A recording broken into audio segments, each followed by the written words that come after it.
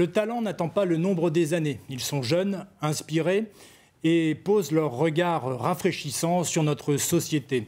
Ce mois-ci, dans Côté Doc, nous irons à la rencontre des jeunes pousses du cinéma du réel. Et puis, D comme documentaire.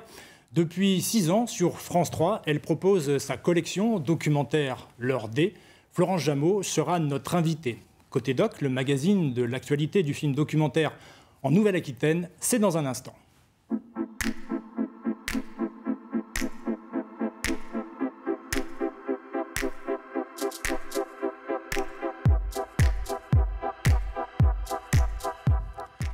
C'est une femme qui a un caractère, un point de vue affirmé sur le documentaire depuis 6 ans, pendant tout l'été, pendant les vacances.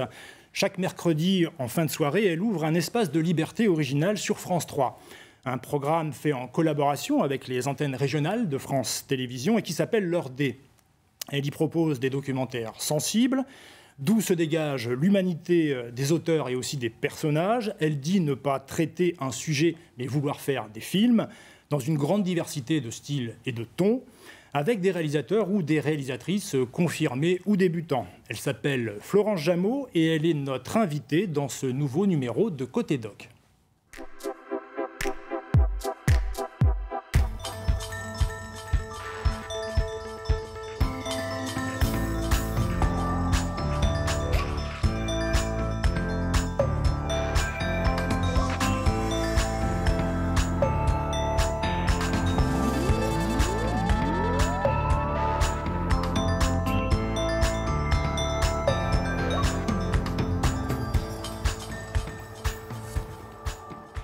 Florence Jameau, bonjour. C'est avec grand plaisir que nous vous recevons dans Côté Doc. On vient d'entendre et de voir le générique de votre émission. Alors, pour tout dire, nous avons préparé une petite sélection d'extraits de films qui ont marqué l'heure D et que vous allez commenter. Nous avons aussi quelques invités qui vont se succéder à vos côtés. Mais d'abord, j'ai envie de vous demander, vous qui avez coproduit environ une bonne centaine de films depuis 6 ans avec les antennes régionales de France Télé dans le cadre de l'heure D, c'est quoi d'abord un bon documentaire et comment vous vous y prenez pour choisir un projet parmi la multitude que vous recevez? Alors, d'abord, je voudrais juste corriger juste une petite chose. C'est que je ne suis pas, productrice de l'heure D. Je travaille dans une équipe. L'heure D a été conçue avec une équipe, avec Clémence Copé à l'époque, Emmanuel Migeot, Dana Astier. Et là, je travaille toujours dans une équipe. Et maintenant, l'heure D se fait au sein de l'unité documentaire de France Télévisions, qui est dirigée par Catherine Alvarez. Et moi, je travaille dans le pôle de société géopolitique avec Renaud, dont le patron est Renaud Alilaire. Voilà. Donc, l'heure D, c'est quand même un travail en commun, puisque je travaille avec les régions de France 3, donc on travaille en binôme, on a beaucoup travaillé ensemble, Jean-François, et je travaille aussi avec une équipe de documentaires à Paris au sein de France Télévisions. Voilà.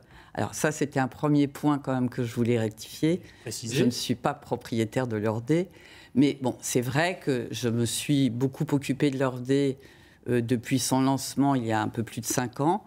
Et alors, qu'est-ce qui préside à mes choix ? Je dirais déjà souvent, c'est la qualité du projet. On reçoit beaucoup de projets. Vous m'envoyez dans les directeurs de contenu. Les stations régionales. Les stations régionales m'envoient des projets. Les producteurs m'envoient des projets. Parfois, je fouine et je trouve des projets ou des réalisateurs à droite à gauche. On y reviendra peut-être un peu plus tard. Mais je pense que déjà, il y a la qualité des projets. On sent bien, quand on lit un projet, une vibration. Il y a quelque chose de vrai, de juste. Il y a une histoire à raconter. Il y a des personnages. Voilà. Il y a tout un ensemble, un faisceau de choses qui font que, tiens, là, il y a un film possible. Très bien. Parfois, il y a un film, sûrement, mais souvent, il y a un film possible. Alors justement, parmi... on va illustrer un peu ce que vous venez de dire aussi. Et parmi les films de l'heure D, il y en a un qui vous tient à cœur. On en a parlé avant, en préparant l'émission. Un film qui a été coproduit avec nos voisins d'Occitanie, de France 3 Occitanie, en 2019. C'est La fille au scooter. Alors l'histoire se passe au Liban, à Beyrouth. Zainab est une femme qui se veut libre et indépendante, et dans une société donc marquée par les traditions liées à la religion. Elle porte le voile, mais son outil de travail et aussi d'émancipation, c'est le scooter. Regardez.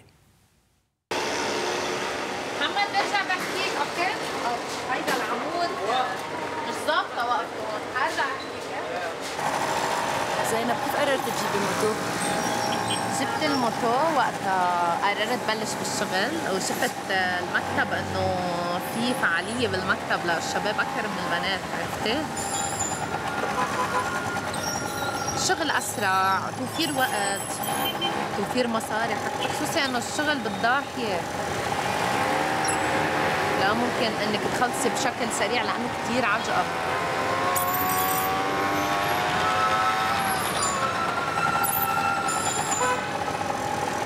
بدي اعمل قلت انه لا بجيب موتو، ما عندي حل كان تاني.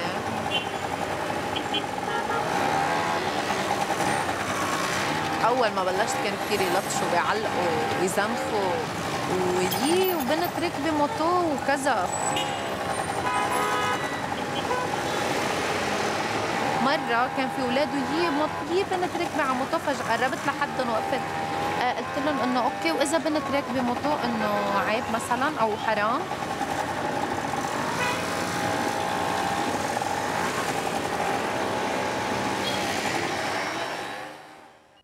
Alors là, Florence Jameau, on est dans un vrai sujet de société.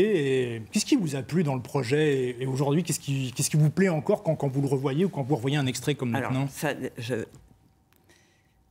C'est toute une histoire, La fille au scooter. Je connaissais la réalisatrice qui avait fait un long métrage de fiction, Dima El-Or. J'avais bien aimé son film, et c'est arrivé cette histoire l'été du burkini, là. De la burqa, bikini, je sais pas quoi, là. Et bon, ça avait suscité des tas de réactions un peu graves ou très imbéciles. C'était très commenté, oui. Voilà, donc j'ai discuté avec Dima et j'ai dit, elle m'a dit, Florence, j'ai un sujet pour toi. Des filles à Beyrouth, il y a plein de filles voilées, surtout les filles chiites, mais le voile, elle dit, il y a même des filles pas religieuses qui se mettent le voile parce que ça peut être aussi utilisé comme un objet sexuel, ou voilà, je dévoile, je me voile, je me dévoile. Et elle dit, mais surtout, ces filles, il y en a plein qui... elle me dit, mais il y a des magasins incroyables de lingerie féminine, etc. Donc, on est parti dans ce truc. Bon, et finalement... j'ai dit oui, allons-y. On y est allé avec. On a convaincu Laure Cornejo et Gilles Machu. L'histoire leur a bien plu. Elle a rencontré cette fille à Beyrouth, Dima. Et elle lui a couru après. Elle l'a vue passer en scooter. Elle s'est dit, mon Dieu, mais c'est ça qu'il me faut. Donc elle lui a couru après et elle lui a dit, est-ce que vous voulez faire un film avec moi? Bon, finalement, au fil du temps, ça s'est fait, et c'est vraiment, on est en plein dans le cinéma direct. Elle a suivi son personnage pendant des mois. De temps en temps, elle rentrait en France, elle retournait à Beyrouth, et elle s'installait avec Zainab, et elle l'a suivi. Et Zainab est un personnage extrêmement intéressant, parce qu'elle porte le voile par conviction, parce qu'elle est religieuse, et en même temps, elle se joue du voile. Elle veut s'affranchir aussi. Elle a envie de s'affranchir. Elle ne veut pas s'affranchir du voile, mais elle veut bien ne pas cacher son cou, par exemple. Donc elle a un petit copain qu'on voit dans le film qui a des côtés un peu voyous, mais quand même, il n'aime pas que Zainab montre son cou, donc ils s'engueulent, ils se disputent. Voilà. Et elle est tout le temps dans cette envie, à la fois, de s'émanciper, et elle est prise dans les traditions. C'est très complexe parce qu'elle elle est libanaise, mais elle est chiite. Donc, et en même temps, elle veut aussi réussir. Hein, et surtout, elle est autonome, elle est indépendante, elle travaille. Et comme elle l'explique dans le film, elle s'est rendue compte que les garçons gagnaient mieux leur vie qu'elle, parce qu'ils allaient beaucoup plus vite. Elle prenait des bus. Elle avait peu de clients, donc elle s'est acheté un scooter qu'elle a fait après repeindre en rose. Parce que quand même, c'est il fallait oser aussi. Alors justement, moi, je vais vous proposer aussi de regarder un deuxième extrait de La fille au scooter, où à la faveur d'une pause déjeuner, Zeinab, justement, évoque la question du mariage. Regardez et écoutez. انت زينب جواز لإلك شو؟ يعني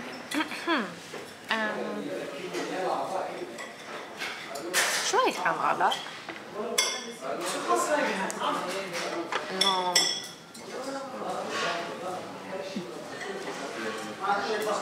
بس انه ممكن حيعيدك هو حلو مش حلو كل شيء له سيئات وايجابيات يعني بس شو سيئاته؟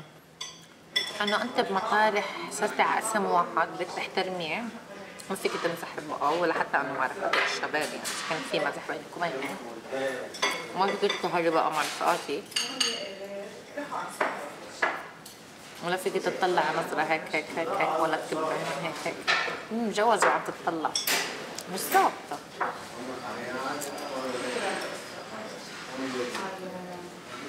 اضطر احترم اضطر اسمع كلمته وبجيبني على بيت الطاعة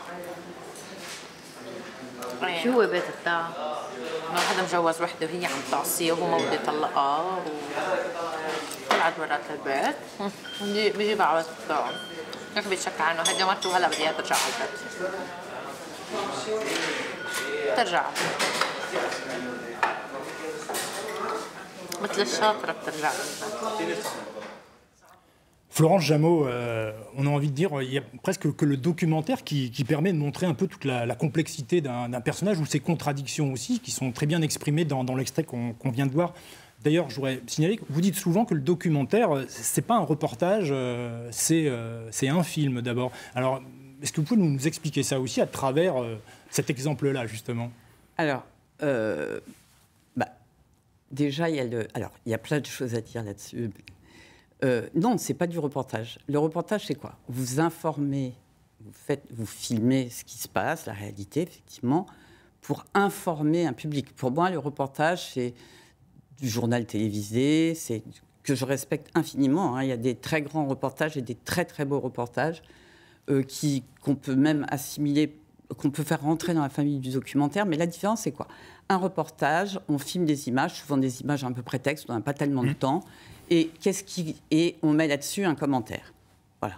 Ici, il faut informer, on met un commentaire, on interviewe des gens, on fait des télétrottoirs éventuellement. On peut élaborer ça infiniment mieux. Mais voilà. Là, pour moi, le documentaire, c'est ce que je dis à chaque fois, d'ailleurs, quand on fait des réunions éditoriales, je dis ça appartient à l'histoire du cinéma.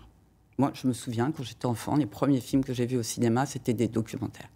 Les Rendez-vous du diable de Daroud Tazieff, les films du commandant Cousteau, bon, voilà. C'est, pour moi, ça appartient à cette histoire-là. C'est-à-dire que, sauf que, qu'est-ce qui fait la différence d'un film de cinéma de fiction? C'est que là, vous avez affaire à des personnes, c'est infiniment délicat. C'est, voilà, et tout repose sur la relation du réalisateur avec les personnes filmées. Là, on voit bien, par exemple, dans cet extrait, Dima a réussi à tisser des liens de complicité avec Zeinab, qui fait que Zeinab, elle oublie pratiquement la caméra, mais elle parle avec Dima, et Dima l'écoute. C'est ça, c'est l'écoute de Dima aussi, le regard de Dima, qui est un regard, pour moi, le documentaire, principalement le cinéma direct, c'est, on n'est pas là pour juger et mettre des jugements sur les personnes qu'on filme. On aura l'occasion justement de... Voilà. À travers d'autres extraits aussi, d'autres films aussi. Cette scène, elle est merveilleuse. Ouais. Moi, j'adore cette scène parce que, à la fois, Zeinab dit ce qu'elle pense, mais en même temps, elle mange. C'est magnifique, cette façon qu'elle a de manger sa frite. Elle est, voilà. Alors, justement, Florence Jameau, dans l'heure D, la palette de vos films et des films qu'on y voit est assez vaste. Alors, on a choisi aussi un deuxième film, un autre extrait. Il nous permettent de faire connaissance aussi avec des personnages qui sortent de l'ordinaire. Bon, on le voit avec le premier extrait, et je vous en propose un autre, comme à l'image d'un chasseur de sons, un film tourné dans le Grand Est de la France, et un film donc réalisé par Stéphane Manche-Matin et Serge Steyer. Donc voici un extrait.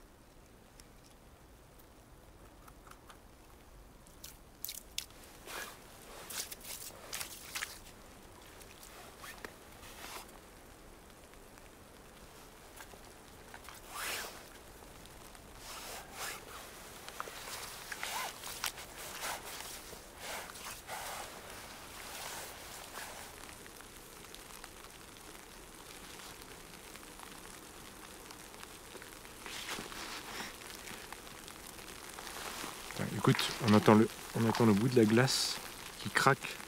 Je pense que c'est sous le poids de la neige.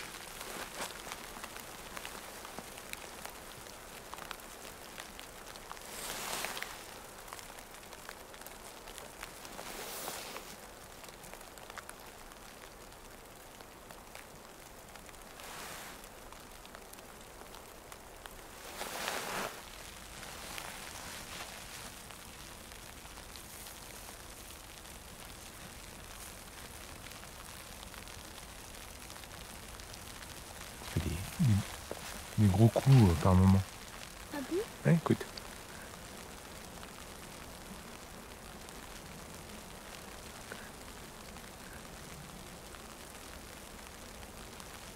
T'entends? Chasseur de sons, donc dans l'Ordé, coproduit par nos amis de Grand Est, de France 3 Grand Est. Alors là, on passe du chaud au froid, mais là aussi, on est avec un personnage, avec des personnages. Mais c'est magnifique, j'adore en plus. T'as vu le visage de la petite fille là, en train d'écouter. Il n'y a que le cinéma qui peut faire ça. On voit son visage, ses yeux, elle écoute. Voilà, c'est un film magnifique. C'est un film magnifique. La version longue de ce film-là, qui s'appelle L'Esprit des lieux, a eu le Grand Prix de la SCAM, je tiens à le dire, en 2020. Et c'est vraiment un film, voilà, ça c'est du grand cinéma. Les images sont magnifiques, il y a le son. Le son aussi qui est important. Le son. Aussi dans les films. Et là, voilà. Et là, c'est un film sur le son. Tout. Et puis, il y a toute une histoire. Alors, bon, je ne vais pas raconter le film, ce serait beaucoup trop long. Mais il y a ce rapport qu'on voit très bien, d'ailleurs, dans cet extrait. La transmission, le père de Marc Namblard, qui est audio naturaliste, prenait tout le temps des sons. Il enregistrait ses enfants. Il y a des gens qui filment leurs enfants en Super 8. Lui, non, il les enregistrait. Et donc, il y a tout ce lien. Et lui, maintenant, avec sa petite fille... Non, mais c'est un film, c'est un film magnifique. Vraiment. Il y a eu aussi une bonne audience aussi et beaucoup de succès. Voilà.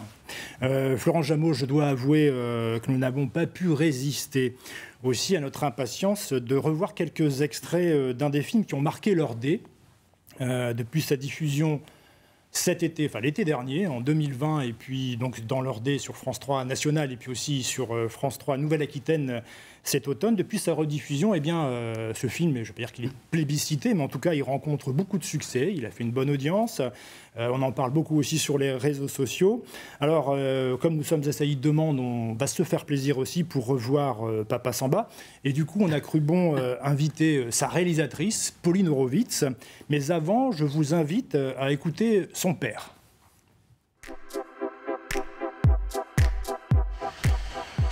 Papa, je sais pas comment tu fais tout ton bazar, mais il faudrait pas ranger un jour, là, il y a trop de trucs partout. Qu'est-ce qu'il y a qui va pas? Non, mais là, ça va très bien pour filmer, mais j'ai l'impression de passer mon temps à déplacer des piles d'objets.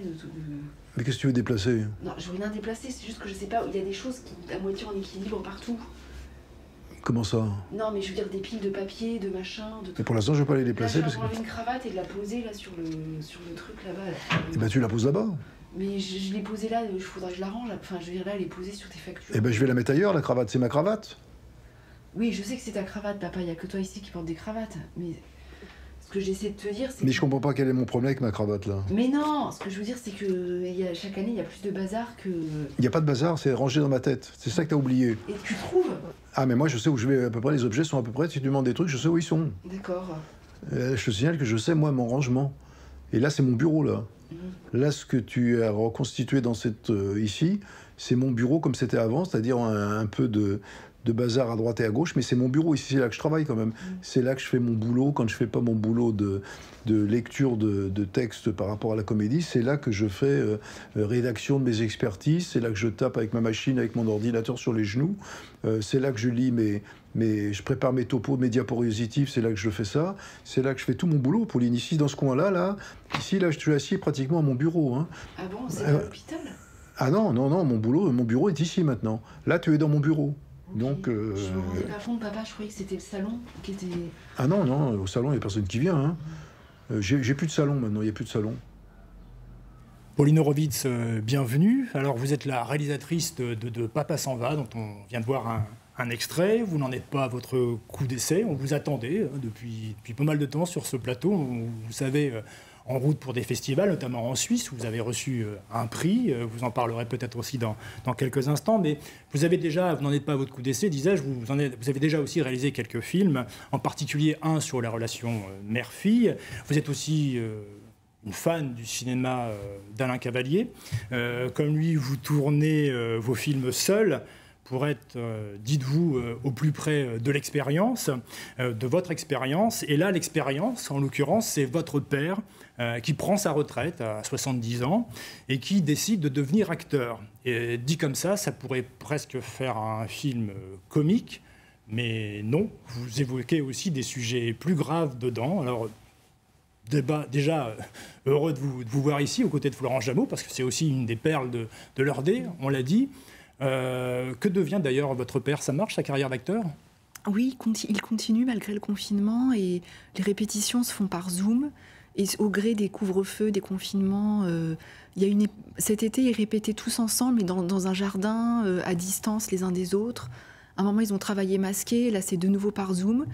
Et donc il s'adapte et sa troupe Alors il y a eu un moment assez drôle aussi parce qu'on a reçu des photos de Suisse où vous aviez reçu un prix avec votre père au Festival international du film de VV en Suisse.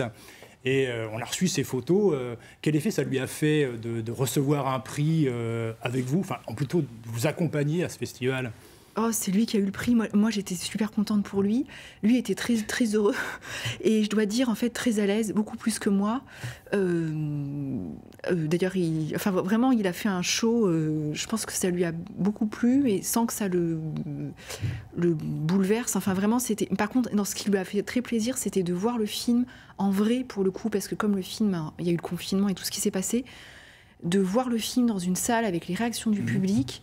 Et il a dit, je me rappelle, après la première projection, il a dit « Je pense que le film n'est pas trop mauvais parce que même moi, je me suis fait rire. » Voilà. Et il faut quand même dire que Jacques Horowitz, le père de Pauline, est un de ses acteurs préférés parce qu'il y a quelques autres films tournés par Pauline avec son père, mais qui sont pas des films, qui sont des films beaucoup plus courts, mais qui sont assez drôles aussi. Bon, Pauline, restez avec nous. On ne va pas parler seulement de votre père. On va aussi aborder d'autres sujets, d'autres films. On va continuer donc notre exploration parmi les meilleurs moments de l'Eurdé. Florence Jameau, dans cette collection de films, vous accordez une place particulière aux écrivains aussi, qui sont des personnages emblématiques de leur époque et qui nous disent aussi à travers leurs romans beaucoup de ce que nous sommes ou de ce que nous pourrions être aussi. André Schwarzbach et Simone Schwarzbach, Pierre Michon, Aaron Appelfeld et aussi Mathieu Riboulet, l'auteur du Corps des anges et de L'amant des morts.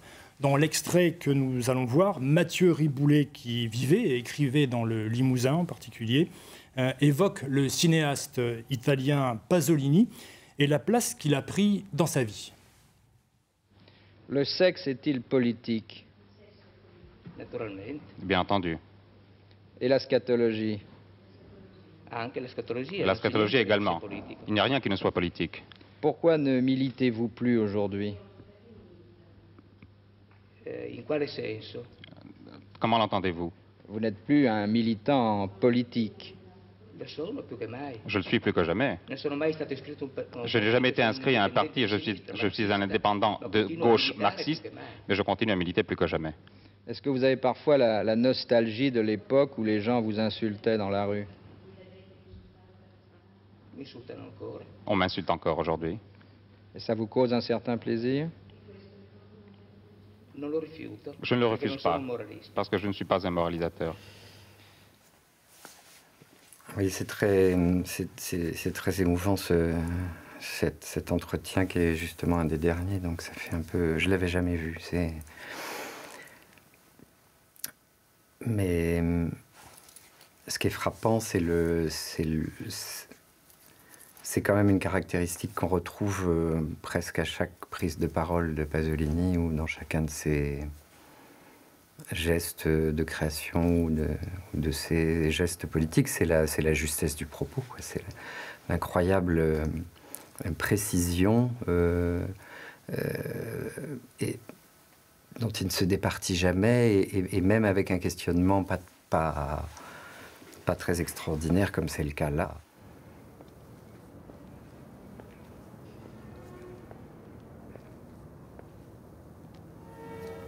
Mon sentiment, en gros, depuis sa disparition, c'est que chacune de ces interventions, ou des interventions dont on aurait pu penser qu'elles auraient eu lieu depuis, me manque, nous manque. Alors, Pauline, j'ai envie de vous faire réagir à ce qu'on vient de voir aussi, parce que finalement, vous, on a parlé tout à l'heure, de votre inspiration, en tout cas de votre admiration d'Alain Cavalier, un cinéaste. Là, on voit aussi comment un écrivain est inspiré aussi par un autre cinéaste, même si Mathieu Riboulé s'est aussi un peu essayé au cinéma. Comment est-ce qu'on arrive à faire cette espèce de tour de force, de parler de littérature, de dresser le portrait, d'entrer dans l'intime d'un écrivain, et pas n'importe lequel? D'un point de vue cinématographique, comment est-ce qu'on s'y prend quand on est réalisateur face à un tel enjeu? À chaque fois, on s'adapte, je pense. Il y a un gros travail de repérage, évidemment, de rencontre. Parfois, on admire quelqu'un, on le rencontre, et on se rend compte qu'en tant que personnage documentaire, ça ne va pas du tout marcher. Des fois, c'est le contraire. Et ça ne correspond pas toujours aux admirations qu'on a. Et parfois, ça correspond et c'est génial. Et après, c'est très pratique, très pragmatique. Enfin, c'est vraiment concrètement comment on filme les gens par rapport au décor, à qu'est-ce qu'il y a chez eux, par rapport à soi-même, aux souvenirs qu'on a, des choses qui nous ont marquées en littérature. Et en fait, c'est presque une méthode à la marabout bout de ficelle, où en fait, quelque chose entraîne autre chose, et puis voilà. Et en tout cas, d'être très à l'affût, comme un chasseur. Et c'est pareil pour moi quand on filme un écrivain, ou un artiste, ou son père. C'est toujours d'être hyper attentif, et dans une acuité de regard, et de vraiment... pourtant, je suis pas... d'être comme le chasseur à l'affût. Vraiment, et dans une concentration qui d'ailleurs est qui demande beaucoup d'énergie, qui est souvent pas très compréhensible pour l'entourage, et c'est là que tout se joue pour moi. Voilà. Et Florence pourrait peut-être en parler. Oui, je pense que tu as raison, parce qu'on a fait avec la même réalisatrice 3 films pour l'heure D, Sylvie Bloom. On a fait 3 films pour l'heure D, et chacun, Pierre Bergougnou, Pierre Michon et Mathieu Riboulé, et pour chacun, elle a eu un traitement assez différent. Là, c'est vrai que les bouts de ficelle, là, je pense qu'il y a eu une rencontre entre Sylvie Bloom et Mathieu Riboulé, et qu'ils ont ensemble décidé de le faire réagir sur parce que là, c'est vrai que l'extrait nous parle plus de Pasolini quand même que de Mathieu Riboulé. Mais des auteurs, cinéastes, auteurs, il y a un autre extrait où on le met face à Jean Genet, qui est Fried de Jelinek, voilà, et qui l'amène, lui, après, à parler de ce qui fait sa littérature et à en parler en profondeur. Alors justement, dans un autre extrait que nous allons voir du film de Sylvie Bloom sur Mathieu Riboulet, l'écrivain, rappelons-le qui a été emporté par la maladie quelques jours après la fin du film, après la fin du montage du film. Dans cet extrait, Mathieu Riboulet nous parle de sa différence. Regardez. Je devais avoir 15 ans. Je lisais, alors je ne sais plus très précisément quel roman de Genet. J'étais avec des amis, mes parents, etc., sur une plage d'un lac ici en Limousin. Et il y avait un garçon qui était un tout petit peu plus âgé que nous. Et donc, évidemment, très différent de nous déjà, que moi je regardais, j'identifiais clairement comme un homme déjà et comme un objet de désir, très clairement. Là, j'avais pas de problème d'identification de ce côté-là. Et alors, c'est une image, vraiment, c'est une image, quoi, de l'ordre de l'image du crucifié, mais c'est l'image du très beau et très jeune garçon qui sort de l'eau après s'être baigné et qui se dirige vers nous juste pour prendre sa serviette.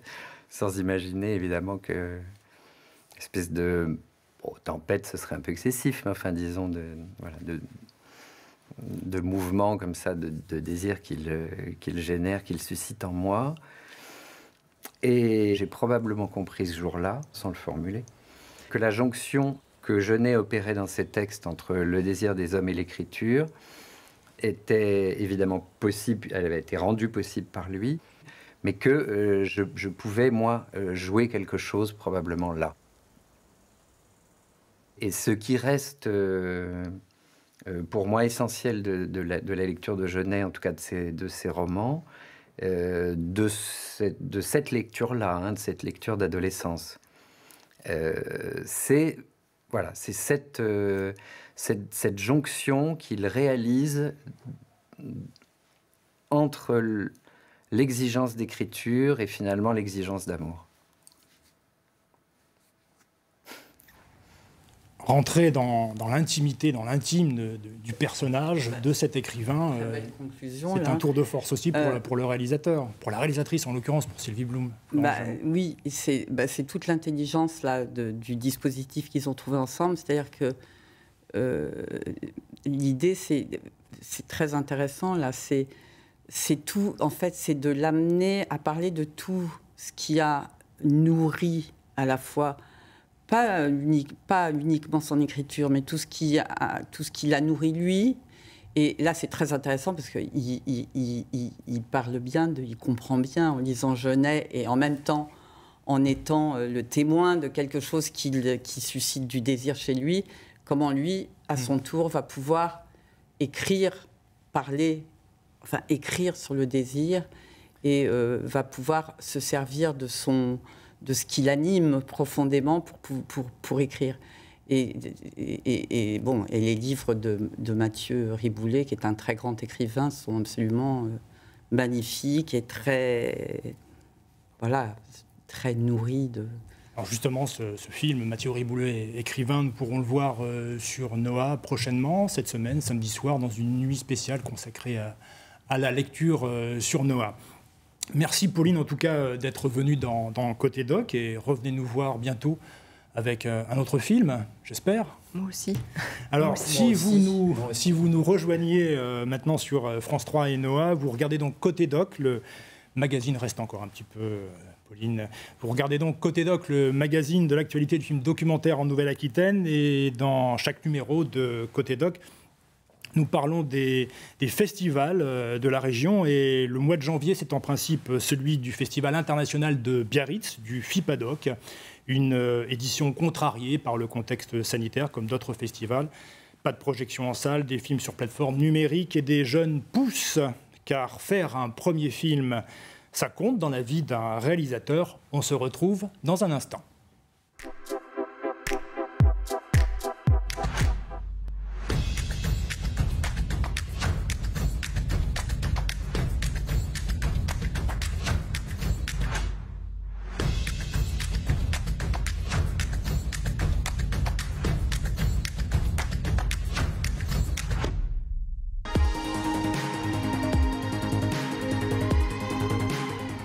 Je m'appelle Maïlis Dartigue. J'ai présenté un projet qui s'appelle Sri Landaise, qui est un documentaire de création internationale entre la France et le Sri Lanka. C'est un film autobiographique que je vais faire entre mes deux familles, donc qui va brasser le thème de l'adoption internationale, mais surtout de la construction identitaire que peut faire un adulte adopté en ayant une filiation naturelle quelque part qu'il ne connaît pas toujours, et une filiation affective, on va dire, dans sa famille adoptive. Bonjour Maëlys Dartigues. La vidéo qu'on vient de voir a été faite en 2019. Vous venez de gagner à ce moment-là le prix du meilleur pitch pour un premier film au FIPADOC donc de Biarritz. Srilandaise, c'est son titre, enfin, un titre provisoire, peut-être qu'il va évoluer, vous nous le direz peut-être. Depuis, vous avez trouvé un producteur, en l'occurrence une productrice, un diffuseur coproducteur, une diffusion aussi prévue sur l'heure D cet été, une autre aussi sur France 3 Nouvelle-Aquitaine, et puis peut-être d'autres encore. J'ai presque envie de vous dire que tout va bien pour vous, hein. Et je ne vous présente plus aussi Florence Jameau. Alors, parlez-nous d'abord de votre parcours et aussi de ce cheminement personnel pour arriver à faire un film, en tout cas pour amener un projet de film. Alors, ça a commencé, on va dire, à l'université de Bordeaux, où j'ai découvert le documentaire et que j'aimais beaucoup ça. Donc, j'ai décidé d'aller travailler dans la production à Paris, suite à un stage. Et c'est au cours de ce contrat que j'ai fait mon premier voyage retour au Sri Lanka, et que j'ai cherché puis retrouvé ma famille biologique. Et donc au retour, il était nécessaire pour moi de faire un film pour peut-être parvenir à exprimer ce qui était alors inexprimable, c'est-à-dire que ma vie venait de profondément changer. Je découvrais qu'il y avait eu une vie avant celle que j'avais le souvenir d'avoir vécue. Mais entre le désir de faire un film et puis faire le film, je suppose aussi qu'il faut avoir quelques armes, ou en tout cas étudier la question d'un point de vue technique. Je sais aussi que vous avez suivi le parcours de l'atelier documentaire de la FEMIS. Tout ça, ça vous a aidé, je suppose aussi à cadrer votre projet et à mieux l'écrire encore. Absolument. Mais justement, c'est pour ça que je parlais de ce passage dans la production, c'est que ça m'a permis d'avoir un réseau professionnel qui m'a beaucoup soutenu quand j'ai bifurqué, que j'ai décidé d'aller vers la réalisation. J'ai été soutenue aussi par le bureau des auteurs d'Alca dans cette réorientation-là, également par de très bons conseillers Pôle emploi qui m'ont donné accès à des financements nécessaires pour la formation professionnelle auprès des ateliers Varan et de la FEMIS. Et j'ai pu vraiment me constituer une culture et avoir accès à des expériences pour le faire concrètement, ce premier film. Et à l'arrivée, Florence Jameau... Alors, moi, j'ai trouvé le projet à la FEMIS, justement. Voilà, parce que tous les ans, pour l'heure D, je vais participer à la clôture de l'atelier documentaire auquel a participé Maëlys. Et là, j'étais rapporteuse de son projet, et que j'ai trouvé qui était un projet. Alors, ce qui m'a énormément... Le projet est magnifique. Mais ce qui m'a énormément séduite, c'est son film Esquisse. Ils font un petit film où elle filme sa rencontre avec sa mère au Sri Lanka, qui est un moment de cinéma absolument magnifique, d'une sensibilité, d'une sensualité extraordinaire. D'ailleurs, vous avez pris... On a quelques photos aussi du tournage au Sri Lanka qu'on voit en ce moment, d'ailleurs. Oui, mais là, elle ne parle pas la même langue, sa mère biologique et elle. Et tout passe par le corps, et c'est superbement filmé. Et voilà. Et donc, c'est là que j'ai rencontré Maëlys. Et après, je ne sais pas quel chemin ça a fait. Voilà. Mais en tout cas, c'était évident j'avais très envie de ce projet pour l'heure D. En tout cas, Maëlys, on vous souhaite bonne chance pour la suite, un bon montage, parce que je crois que c'est la phase suivante qui se profile. On vous invitera aussi avec des extraits de votre film dans un prochain numéro de Côté Doc. Et puis, merci d'être venu nous voir pour nous parler un peu de votre projet, de votre film, et bravo encore. Dans Côté Doc, à présent, cap sur l'univers du jeu et de l'animation. Non, nous n'allons pas parler de casino et de vedettes de jeux télévisés, mais de Loto et de Wilfried. Le tout filmé par un autre jeune réalisateur qui va prendre votre place, Maëlys, un réalisateur révélé lui aussi au FIPADOC et qui aura aussi sa place dans l'heure D prochainement. Il s'appelle Léo Lagrafeuille, mais regardez d'abord.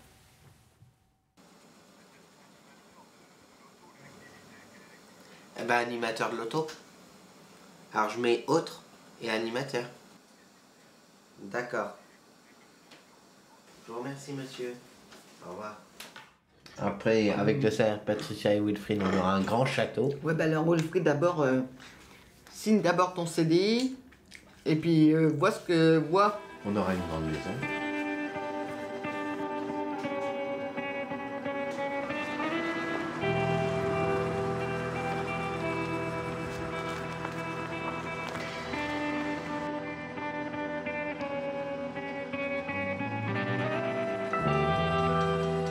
Allez, on y va, à la ligne, une corbeille, deux lignes, une moyenne corbeille, carton plein, une corbeille de viande. 25. Le 25. 42. On est à moins. Non. J'en bosse même pas les lots, là.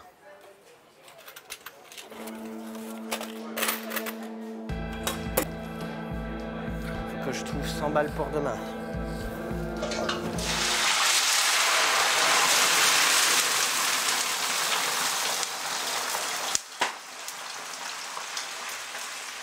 Alléluia! Bienvenue Léo Lagrafeuille, votre film Wilfried est terminé maintenant. Vous aussi, vous avez l'habitude du pitch, hein, comme on l'appelle. Et vous êtes passé aussi, donc on le disait, par le FIPADOC et avec l'ALCA, l'agence du film Nouvelle-Aquitaine. Qu'est-ce qui vous a conduit à Wilfried, là-bas, du côté de la Charente-Maritime? Alors moi, je suis originaire de Charente-Maritime. Et j'ai fait la rencontre de Wilfried par le biais de sa maman, Patricia, avec qui je travaillais à l'usine. Alors, quelle histoire vous vouliez raconter et comment vous avez fait pour convaincre, pour faire de cette histoire un film? Eh ben, au départ, je ne savais pas du tout quel film j'allais faire. Et je filmais Wilfried parce que Wilfried voulait être filmé, surtout Wilfried, il veut être vu. Et moi, j'avais secrètement envie de faire des films depuis longtemps. Et du coup, ça tombait plutôt à point nommé. Et en fait, au départ, pour moi, c'était suivre Wilfried dans sa quête de regard. C'est quelqu'un qui veut être vu et reconnu.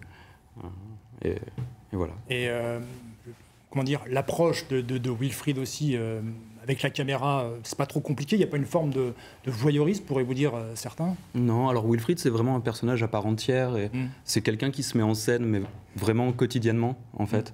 Et au contraire, la présence de la caméra, il la réclame. Des fois, j'étais avec lui sans le filmer. Et il me demandait, pourquoi on ne tourne pas là? Qu'est-ce que tu fais avec moi si c'est pas pour qu'on filme? Florence, ça une très très belle relation filmeur-filmé là. Et on est loin aussi Florence Benjamin, on est très loin aussi des standards télévisuels quand on voit l'histoire de Wilfried et quand on voit le film aussi. Moi, à travers cet extrait. Je sais pas les standards télévisuels, mais Wilfried, Léo, il appartient à la même famille que Pauline, différemment. Pauline, voilà, mais c'est les mêmes familles. Je dirais que tous ces films très différents appartiennent tous à une même famille. C'est-à-dire que, alors, très clairement, Léo s'inscrit dans la famille du cinéma direct, comme La fille au scooter. Où il a suivi, il a filmé, Wilfried sur un temps très long, hein, parce que je crois que 6 ans, 5-6 ans. 5-6 ans. Il a une matière extraordinaire. Il a une écoute. Franchement, je trouve que c'est très rare, cette espèce de disponibilité à la personne qu'il filme. Il a une écoute, un regard. Franchement, c'est un premier film. J'ai rarement vu... la lumière n'est pas toujours géniale, mais c'est peu importe. J'ai rarement vu aussi bien filmer ce qu'on a en face de soi et avec une telle... Oui, pardon. Vas-y. Non, mais du coup, moi, ce qui m'intéressait aussi là-dedans, c'était que tant pour Wilfried que pour moi, c'était vraiment un outil émancipateur, en fait, quoi. Wilfried, c'est quelqu'un qui cherche à aller au-delà. Et finalement, moi aussi, parce que sans stage, c'est ça, je faisais jusqu'à présent. J'ai fait beaucoup de petits boulots. Là, il y a encore 2-3 ans, j'étais croque-mort à Pau. Parallèlement à ça, j'ai essayé de mener un peu ces exercices d'écriture jusqu'à pouvoir les soumettre à la région et à faire toutes les rencontres qui sont arrivées ensuite par le biais du FIPADOC, le bureau des auteurs.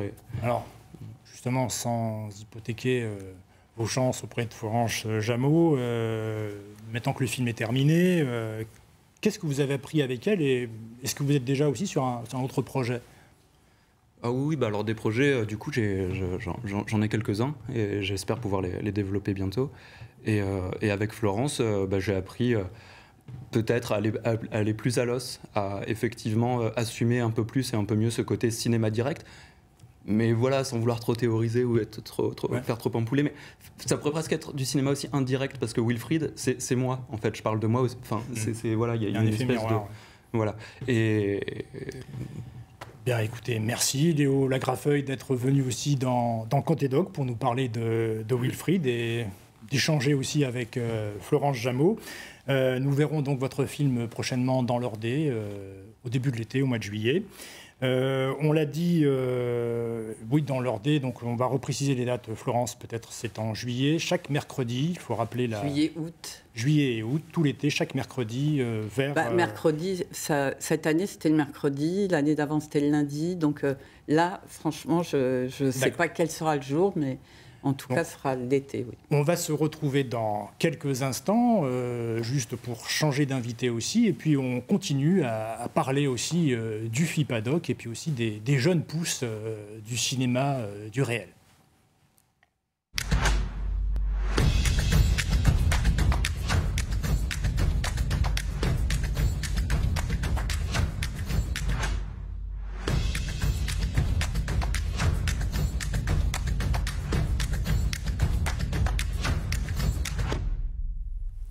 Alors, on l'a dit, le contexte sanitaire, bonjour Noémie Benayoun, le contexte sanitaire empêche la tenue normale des festivals. L'édition 2021 du FIPADOC de Biarritz n'a pas été épargnée aussi, mais grâce à son équipe et aussi à l'Agence du livre et du cinéma de Nouvelle-Aquitaine, les premiers pitchs en région ont pu se tenir. Ce sont ceux qui révèlent les jeunes talents, comme ceux que nous venons de recevoir aujourd'hui. Alors, d'abord, Noémie, c'est une belle satisfaction de voir, au fond, ces jeunes pousses que vous avez encouragés, accompagnés, finalement se révéler et arriver à faire des films, et pas n'importe quel film, et diffuser aussi sur des chaînes nationales, des chaînes régionales. Oui, je suis très heureuse de les revoir, d'ailleurs, parce que ça fait un petit moment qu'on ne s'était pas vus, et de voir leur parcours. Et c'est tout l'objet de notre accompagnement, et notamment de ce dispositif de premier film, de pouvoir amener de jeunes réalisateurs, jeunes talents, à pouvoir partager leurs projets et à les donner à voir, parce que c'est ce qui est le plus difficile, en fait, et le plus compliqué quand on a une envie. Ils ont tous les deux, et tous ceux qu'on a croisés, des grandes envies de faire des films. Ils sont très déterminés, ils ont beaucoup de volonté, mais ça suffit pas toujours. Il faut aussi faire le pas de partager son projet, de faire des rencontres. Et les rencontres, c'est rencontrer des gens qui vont pouvoir... avec bienveillance et professionnalisme, pouvoir parler de leurs films et puis aussi rencontrer des producteurs et des diffuseurs, parce que c'est comme ça qu'à un moment donné, le film va pouvoir se faire, en tout cas dans un certain contexte, il me semble vraiment cohérent et global pour eux, quoi. Comment vous voyez la situation aujourd'hui ? Est-ce que, par le nombre de projets que vous recevez, de sollicitations aussi, est-ce que la création documentaire, c'est quelque chose qui se porte bien en ce moment ? C'est quelque chose qui est encore en progression ? Moi, je pense que c'est toujours bien porté, qu'elle se porte bien. Après, la question, c'est... Bon, aujourd'hui, c'est peut-être une forme de difficulté, et surtout à quel moment devient légitime, parce que c'est une vraie question, et le passage au premier film, ça légitime aussi le fait de dire « je suis auteur-réalisateur » et je peux affirmer que je le suis. C'est aussi cette question de pouvoir vivre aussi de son métier, de sa création. Et ça, c'est de moins en moins évident, par contre. Et on a effectivement beaucoup de sollicitations, beaucoup de réalisateurs qui veulent s'engager sur leurs films. Et c'est peut-être moins évident d'y arriver. Et puis il y a le premier, et puis il y a aussi continuer. Parce que ce qu'il faut aussi leur souhaiter, c'est qu'ils puissent passer au deuxième et au troisième, et de vraiment continuer dans leur création et dans leur objet de création. Avant de nous quitter, petite question presque rituelle, parce qu'on a une jeune génération d'auteurs, il y en a aussi qui nous regardent, il y en a qui veulent le devenir, qui sont intéressés. Si vous avez un conseil l'une et l'autre à donner à quelqu'un qui a envie de faire un film, à un jeune réalisateur, quelqu'un qui a des projets, à qui il doit s'adresser, comment est-ce qu'il doit faire, 2 ou 3 conseils essentiels.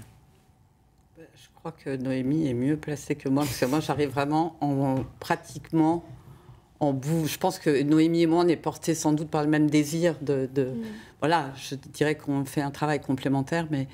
En même temps, c'est rencontrer Atelier documentaire de la Fémis. C'est vrai.